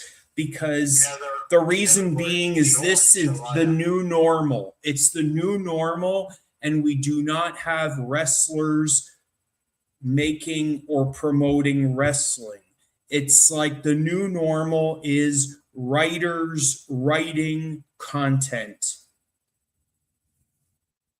I agree with that point because apparently, if I'm not mistaken, one of the wrestlers' sons is the writer for the wrestling. Am I wrong or am I right? Well, I mean, a lot of kids have written for a lot of wrestlers' kids have tried to write for wrestling, but let's remember when you come from the world of wrestling and you try to get into the world your parents got into, and you try to agglomerate it or combine it with show business, it doesn't always go your way. But who are we? Do you have a name in mind as to who you're discussing, or no? Yeah. Your friend, I want him to weigh in. His name is Alan. You don't have to always refer to him as my friend. He's your friend, I'm and everybody's friend. he's my good friend. His name is Alan, and I'm not Triple O's friend. no. I want you to weigh in. Weigh in on what? Whether some kids of wrestlers are writing for, is that what he's asking? Yes. Well, there's a lot of kids in wrestling even these days who are on the cusp of supposedly, the Rock's kid, his daughter's involved. There's a bunch of, there are a bunch. I can't name them off the top of my head because I don't really care. But I've heard that, well, look, wrestling shouldn't have writers. I long for the days of the Booker. Give me Gary Hart. Give me even Dusty when he was genius, and give me, give me those guys. Give me Bill Watts and whoever. He had different bookers. Even Ken Mantell, I'll take him. Wrestling shouldn't have writers. It's just not It's not some sitcom or some, whatever, sitcom in motion pictures, as you will. Yeah, exactly. This is the problem. This is the biggest problem. We have people that, and Victor, we talked about this off camera. Personally, today, I said the biggest problem is we have people that come from show business that don't know squat about the wrestling business. But just because of the fact they come from the entertainment business, they're qualified to write. It's like having a bunch of Jim Herds in charge. It's terrible. A bunch of pizza kings. Yeah, basically. Pizza King serving steak or whatever. It's ridiculous. Well, I wouldn't say it's a bunch of pizza kings serving steak, but it's a bunch of people that, write for 1990s action hours, or they used to write for David Letterman or Jerry Seinfeld, and they used to write. And the key word is used to write. Yeah. Well, Bobby Heenan drew a good comparison between horse manure and ice cream. So. Well, yeah. Victor, you had something you wanted to add in? Pizza King, like he said. Okay? I was a Pizza King because I had pimples all over my face. But I understand his point of view, and I respect it. And he has a point. He really has a point. Well, thank you, Victor. Alan says thank you. Alan says thank you for that. You know why? Because I was pizza face. I had pimples all over my face, and I was an outcast. Well, I think it goes without saying that at some point, each and every one of us, whether it's the three of us or those that watch us live or watch us later, at some point, each and every one of us were outcasts. We're all outcasts. We are, and always will be. But I try to say I once. And Victor, you and your sister always say, "Oh, try to be positive, try to be this." So I always say I once was a certain way, but I strive not to be. But you can't always change everybody's perceptions of you, nor should you aim to please people, because it doesn't always happen. Did Victor mention Bam Bam Bigelow? Is that what I heard? I don't even know if this Bam Bam Bigelow. What the hell are we talking about, Bam Bam Bigelow? Well, I don't hear everything Victor's saying. I thought for a second he mentioned the Victor, old school, and Victor I thought was not talking about Bam Bam Bigelow. That I can tell you. Okay, fair enough. But I respect his point of view. Bam Bam Bigelow, he was the only one that I liked. Mm-hmm. Okay. He did what he had to do. Mm-hmm. Oh, a little something, Victor. You didn't know this, but Alan, you do. A mutual friend of ours who used to hang out at the bar you used to karaoke DJ at Tricks in Alexis Neo, Joey, is actually Bam Bam Bigelow's nephew. Really? Yeah. Yes. Didn't I ever tell you that story? No, I don't think you. No, I would have remembered that. I'm actually a big Bam Bam Bigelow fan. I never heard that. Yeah, allegedly, Bam Bam Bigelow is Joey Mackay's uncle. Wow. Yeah, Trenchcoat Joey, Stinky Joey whatever name you want to Hey, throw hey, at. hey! Might sue us for there might be defamation of character lawsuit here. Be careful. Oh yeah, but if he goes to prison and he has to take a shower, it's the first shower he'll ever have in 18 months.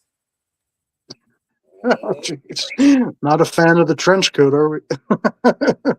Yeah, well, I could bury other people on this show that live in my building, but at least I took it upon somebody else who deserves it more than them. Wow. So Bam Bam Bigelow was saddled with Joey as his nephew. That's great. Yeah. I guess. So moving on, because we still got a lot to get to. So let's see if we can cram this all together. What would you say were the best comebacks? Now, this can be wrestling, it can be politics. Best comeback. Who was the most original thinker or talker, most stagnant thinker or talker? Who had the best photo opportunity? Well, Anyone else? Okay. what is that? Well, he's yielding his time and he's given it to both of us to talk about it. Well, to me, the only comeback that's interesting to me is Vince McMahon, who made a comeback both at Hulk Hogan's funeral and appeared on WWE recently for the first time in years. So it's a comeback of sorts for somebody who's been written off as radioactive. So that's, to me, that's the comeback of the year. Well, Your point. Victor is asking your point as a follow-up. Is asking my point? Yes. Well, what do you mean my point? I mean, my point is he had disappeared for 2-3 years, and deservedly so, I guess. But all of a sudden, it's become okay for him to stick out his head in public again. So I count that All as a right. comeback. Whether he's a good, whatever kind of person he is, or at heart, I mean, he was written off as never to be seen or heard from again. But it's not true. He's back in a way. Okay. Does that answer All the right. question?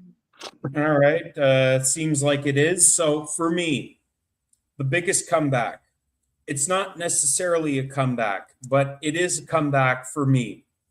The reason I say that the following is a comeback is because this organization has the most to capitalize on and should, because the opposition is gouging us normal folk and pricing us out.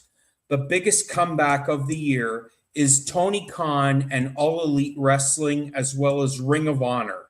And the reason I say that is because, at least, even though the product is at least garbage, stupid, and questionable, and not everybody's cup of tea, the fact of the matter is that it is affordable for families to afford to attend to watch, for better or worse.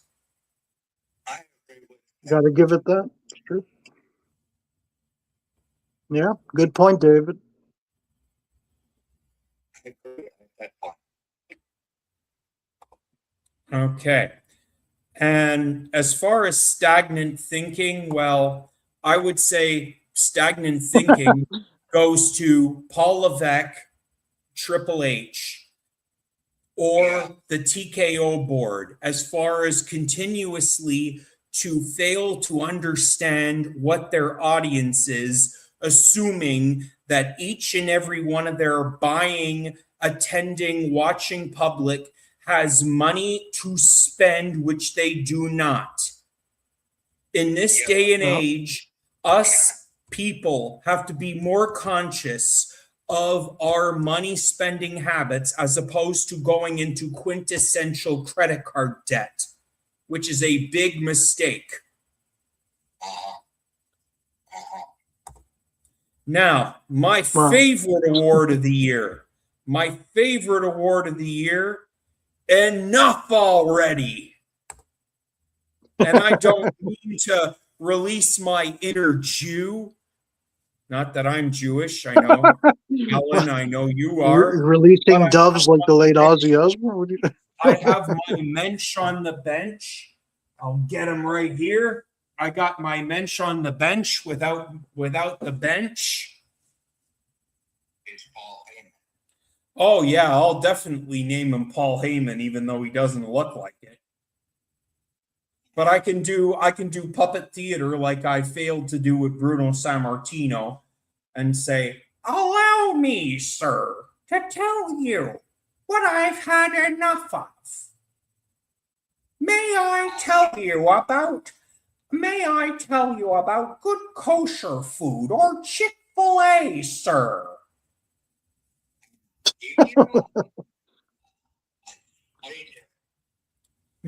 I'll give you a spoiler, not a fact, sir. However, I'll listen to Victor and Alan if you understand what the Enough Already award stands for.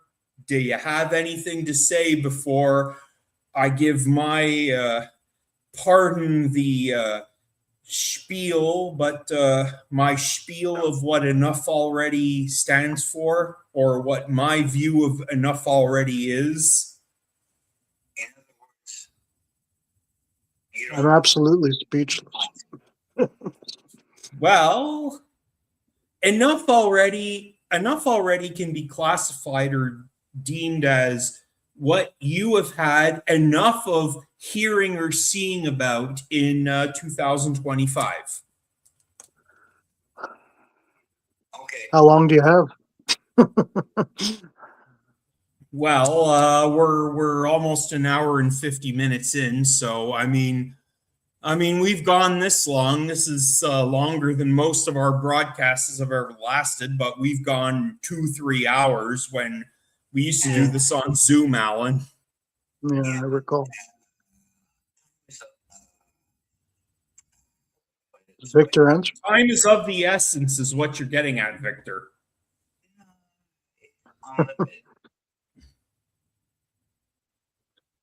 Okay. Well, I'll tell you what I had enough of. If Victor is Victor finished?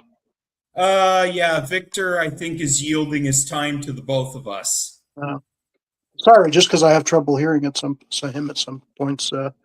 What I have had enough of is mentioning certain politicians, this and that, and not paying tribute to the late great Tim Haygood, which is the principal reason that I wanted to be here tonight. The extraordinary. Now the floor is yours. Solomon Grundy, alive on a Sunday, died on a Monday. So now's my chance. Yes, now is your chance. Before I give you So no more. Already award of 2025, which you know because we talked about it when we were in the car together on Christmas Eve. And no, there was not anything crazy going on when we were in the car together, folks. It's not like the Iron Sheik, Sid Vicious, and Dutch Mantel writing or anything. No, it was not the Iron Sheik. There was no Iron Sheik in the car with you, Mr. Grinberg. No way. All right, so if we're going to talk about Tim Haygood, that means we're in a Kardashians, Taylor Swift, Mark Carney free zone. We're talking about most definitely in the zone, the free zones of the Kardashian and the hot shit. All right. Well, Brian Blair's no good. We know that from. Anyway, okay, so. Well, Tim Haygood, for any viewers left or who will be seeing this later, very saddened to hear of the death of Tim Haygood last week, a few days ago, which he died about 12 days ago now, because Tim Haygood lived an extraordinary wrestling life. He never wrestled for the WWF or E.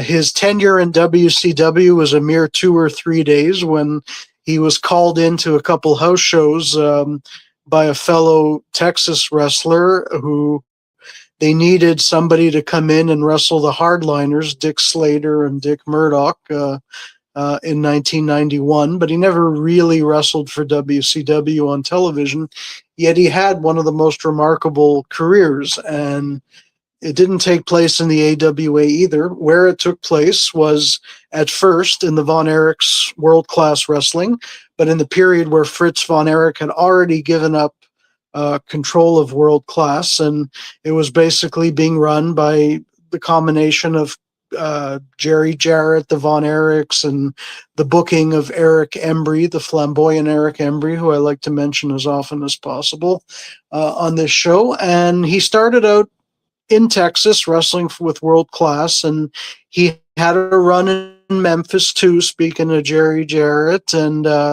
he had a bit of a run in Central States Wrestling, the Kansas City territory with Bob Geigel, but his name was mostly made in the country of Mexico. He was there for the big wrestling boom when EMLL split off into AAA, and he was rubbing elbows with Conan and with Vampiro and the late great Eddie Guerrero, and even the late great Art Barr, who was becoming an absolute sensation in the early to mid 90s as Eddie Guerrero's partner in Mexico, and he was a huge star in Mexico. He didn't achieve that to a huge degree in the United States, but it is worth talking about his American career as well. Now, he started out as a youngster who was going to the matches in Lubbock, Texas, and his mother, his aunt, I forget, one of his relatives would bring him to the shows as a kid. And in basically in Lubbock, they were in what was the regional wrestling territory known as the Amarillo territory, which was run by the aforementioned Terry Funk and his family. So the Funks were really a part of Tim Haygood, that's his real name, upbringing.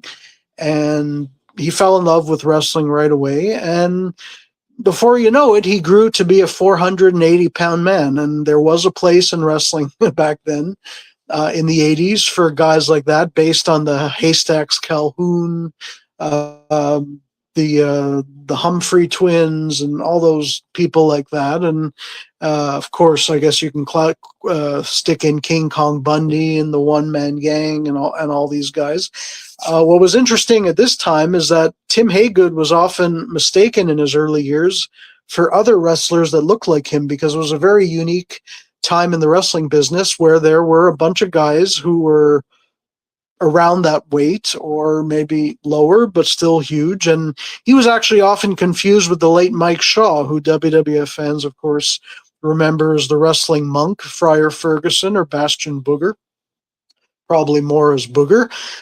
Mike Shaw and him actually wound up being superstar tag team partners in Mexico, and they were huge there, not just literally, but figuratively as well. And they were actually the team then known as Solomon Grundy and Aaron Grundy. Mike Shaw, who had been Makan Singh, who had been Norman the Lunatic, Trucker Norm, and all that, became Aaron Grundy, the partner and relative of Solomon Grundy. But I'm getting a bit ahead of myself. So people in the 80s would often mistake Mike Shaw a bit for him.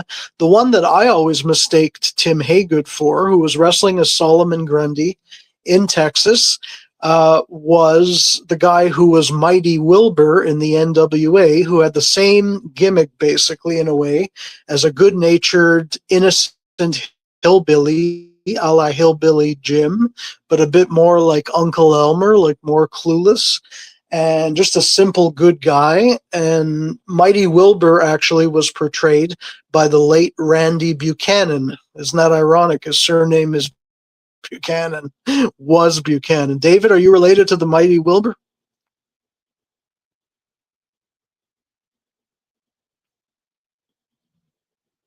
You there? No? Okay. I guess he's not related. I'm still on mute. No, I am not related to no Wilbur Buchanan.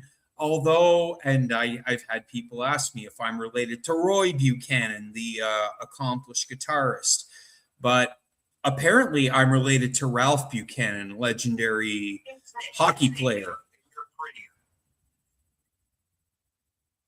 Legendary Fantastic. hockey player. So apparently I'm related to a Ralph Buchanan, but Roy Buchanan, I'm not even related to Pat Buchanan. If those of you Republicans, Retrumplicans are thinking we're related, we ain't.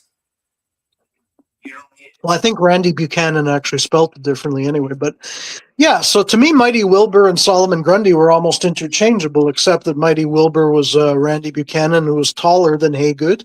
And some people would mix up Mike Shaw and him and these three guys. But Solomon Grundy forged his own path. Here's a little known fact. In Memphis, Solomon Grundy was tag team champions with none other. Can you hear me? Yes, you can. Yes, was I'm tag here, team I'm champion. here. Good. Was tag team champions with Scott Steiner. Scott Oh, Steiner and Solomon. Yeah. oh boy. Except that Solomon Grundy was not called Solomon Grundy in Memphis. He was called Jed Grundy, like one of the Beverly Hillbillies, like Jethro, Jed, type of thing. Yeah, So Jethro Jed Grundy. Bodine. Yeah, exactly. Not Jethro Tull, Jethro Bodine. That's right.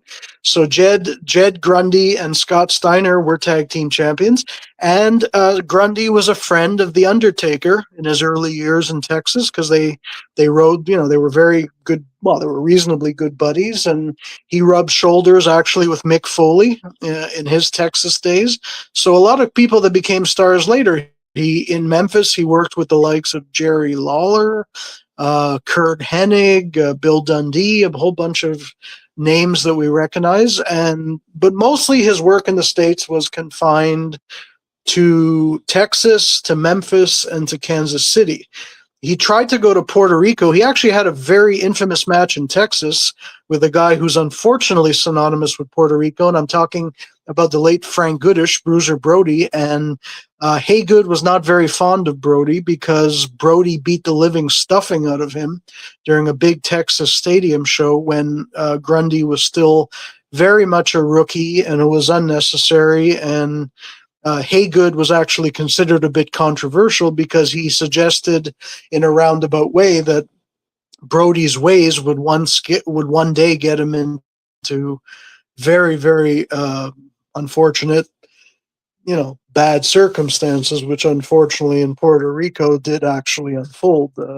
Very big tragedy.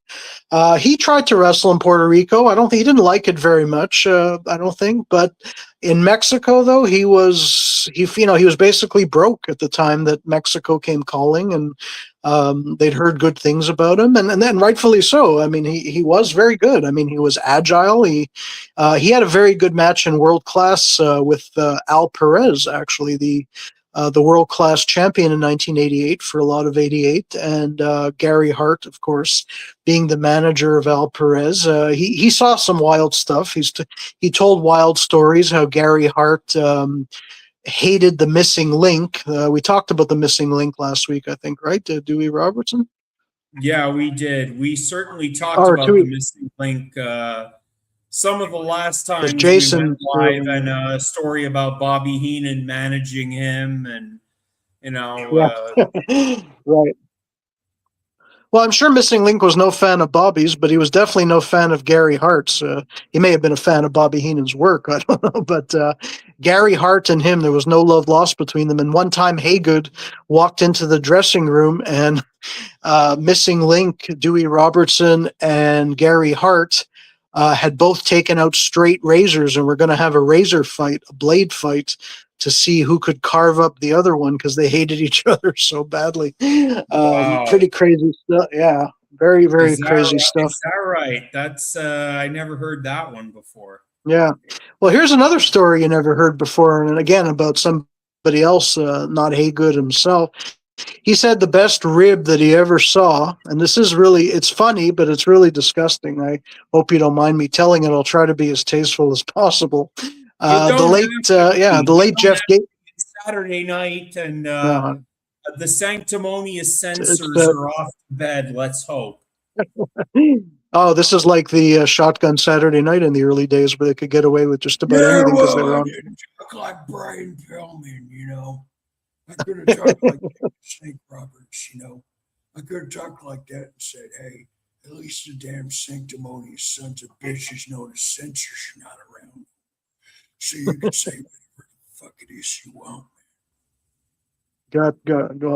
God bless you, Jake. Anyway, yeah. So this crazy story revolves around a wrestler being naive, and this wrestler was none other than the late great Jeff Gaylord. Speaking of bank robbers, he and Ranger Ross had that in common. Jeff Gaylord was a star who should have been a huge star. He had a fantastic look, and he was pretty good in the ring, but he was, shall we say, he had his demons, and maybe, I don't know. But later in his life, he apparently reformed and found his way back, and of course found the Lord and whatever. And unfortunately, he's no longer with us. But Jeff Gaylord was in the heyday of world class. Well, not the heyday, I guess. After that, the world class crew had made a trip to Israel because world class wrestling, for some reason, was absolutely huge in Israel compared to anywhere else in the world other than Texas in the United States. So that's the famous tour, the tour of Israel where Chris Adams got in trouble, I guess, whatever. But Jeff Gaylord found himself in a whole different kind of trouble because he met this beautiful, beautiful Israeli woman, and she was like supermodel gorgeous, and he couldn't resist. And basically, he turned to the guy he was with, which was one of the fabulous Freebirds, none other than Buddy Jack Roberts. Doots, Buddy. Buddy Jack Roberts. Yeah. So he turned to Buddy Roberts and he said, hey, I'm going off with this girl. Can you take my bag back to the hotel room? So Buddy said, sure, with a gleam in his eye. And while Jeff Gaylord may have been off partying, having the time of his life, what Buddy Roberts decided to do was twofold. The first thing he did was he opened up his giant duffel bag and urinated in it, and then resealed the bag and put it under his bed or near the foot of his bed. And then he decided to empty his bowels into Jeff Gaylord's bed and then cover it up with the blanket and what have you. And he just left it like that. So Jeff Gaylord is out partying for hours. I think he stumbled home probably drunk or whatever. Not home, but rather to the hotel in Israel. And didn't even really get any sleep, but he didn't even know what world he was in, I think maybe. And the next day he grabbed his bag, which was soaked to the hilt. It has all his wrestling gear in it, but it had been sitting in a huge puddle of urine for about 12 to 15 hours that Buddy Roberts had so generously deposited in there. And he had to wrestle in those urine-soaked tights and his whole outfit the next day, which was as horrible as you might imagine. And Gaylord was really, really frustrated. And then he finally got back to the hotel the next night, finally hopped into his bed exhausted, but landed in the pile of feces that Buddy Roberts had left for him in the bed. And Jeff Gaylord was pretty much freaking out at this point. And there was a lesson there, like, don't give another wrestler your bag back in those days to take for you back to your room. So a great story. I mean, we certainly went way off topic when it comes to enough already, but I could tell you I'd have enough already of all this nonsense. But if there's one thing that I have had certainly more than enough of when it comes to 2025, the runner up is a phrase I'm sick and damn tired of hearing. I have been hearing about this nonsense since last year, even 2023. When it comes to referring as WWE matches, especially at WrestleMania or WrestleLamia, known as cinema or storytelling as pure cinema. Now, I'm sick and damn tired of hearing the term cinema when it comes to wrestling. It's not cinema. But if there is one thing that I have had more than just about enough of, and I first heard this term earlier on this year, I had to do a little research. and figure out what this term means. But one thing I've had just about enough of, and I know some of you Swifties who like Taylor Swift and you like Travis Kelce. Don't even say that. Oh, well, that's the furthest I'm going to go when it comes to mentioning their name, Victor. Because it's like worse than wrestling. Okay, well, I'll get to my point. So the one phrase that I am sick and damn tired of hearing about, and I've had enough of, is the act of doxing.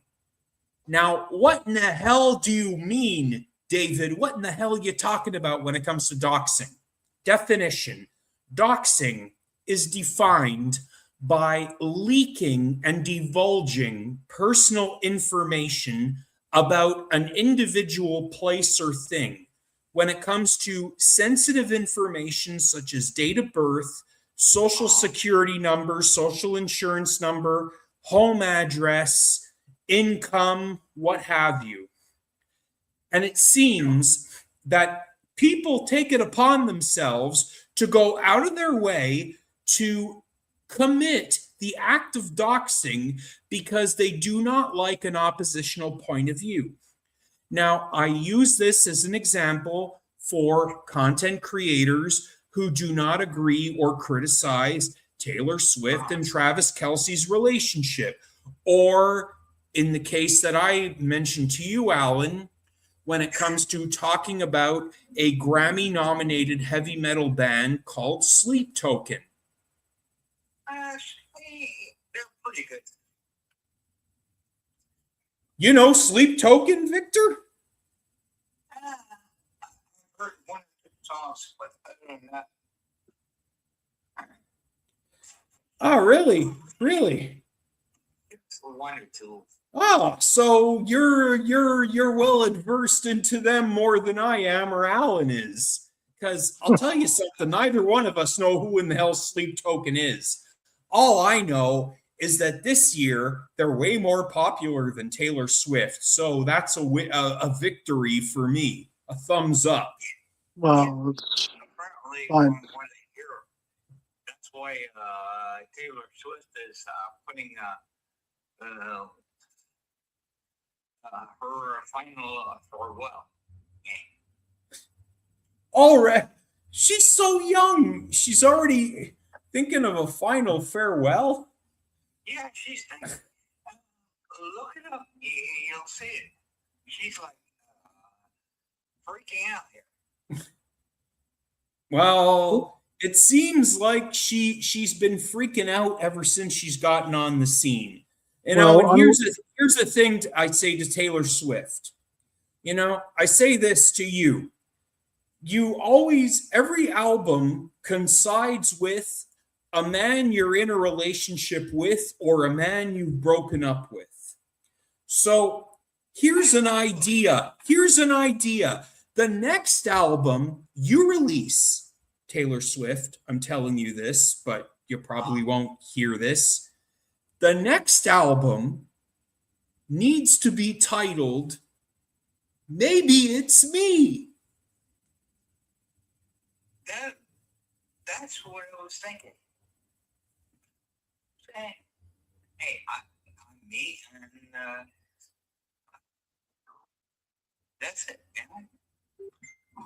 You don't need a man's approval. No, you definitely don't. Definitely not. Hey, unlike, sorry, can I speak? Yes.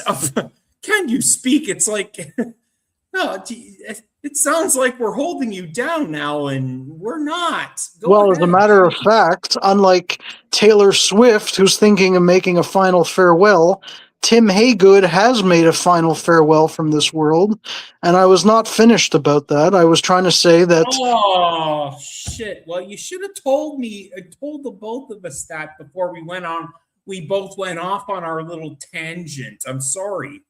Well, it's fine, but anyway, after several years atop the Mexican scene and becoming pretty much a legend in Mexico, He eventually, well, he retired and he became a much smaller person in stature, physically, and wrestled with a bunch of illnesses. Had a GoFundMe 2 years ago because his medical bills were, I think, high, and was just a really, down to earth person who had amazing experiences and has now left this world at the age of 64, and it's really heartbreaking for fans of that era of Mexican wrestling. Maybe American fans are more, or Canadians are more familiar with it's the era basically when Worlds Collide, of course, came to pay-per-view here in Canada and the United States. And he worked with everybody, El Hijo del Santo and Octagon and,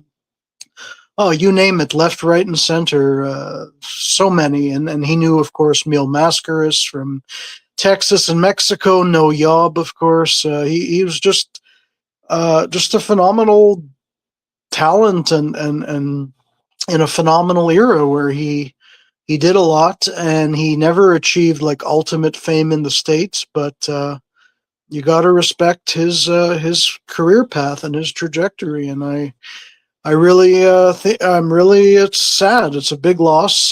Too young in a way, but he did it, and we must take our hat off to him. I can't really stay much longer, David, so I hope you're going to put a bow on things here soon. No, absolutely. Absolutely. We're going to have to, we are going to have to wrap things up at some point. I know you can't stick around here for much longer. So let's move ahead. I mean, what do you think are honorable mentions, if not the person of the year? And what do you think, who or what do you think is going to be destined for stardom, oblivion? And what do you think what would be your micro and macro predictions for the year? Each other. Ask Dave Meltzer's fans. I don't know. All right. Well said.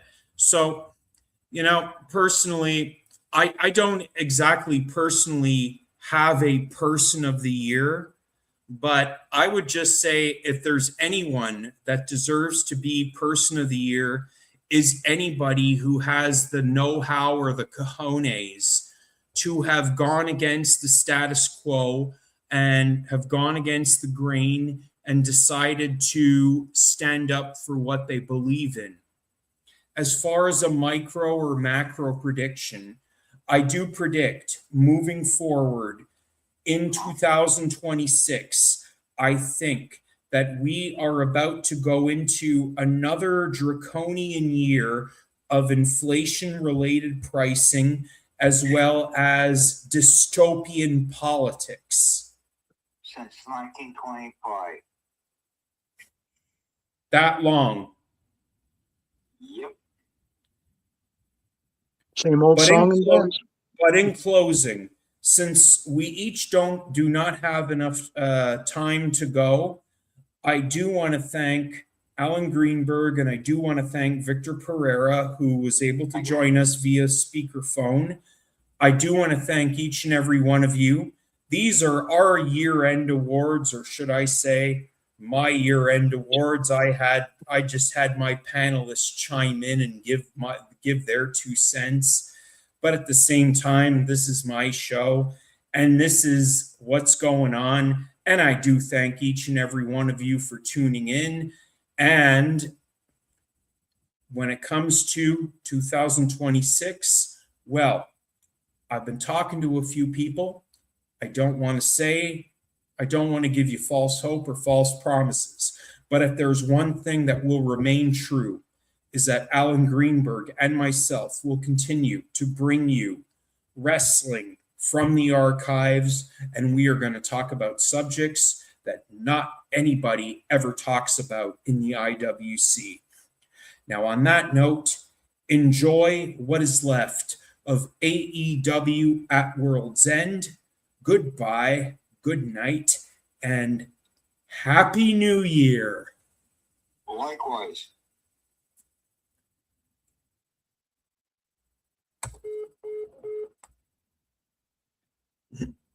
All All right. Thanks, Alan. Thanks, Alan. Happy New Year. Sorry about Victor, but he was pretty adamant about wanting to come on and join us, and I was like, No, I don't. Well, anyone, I guess, is welcome to join us.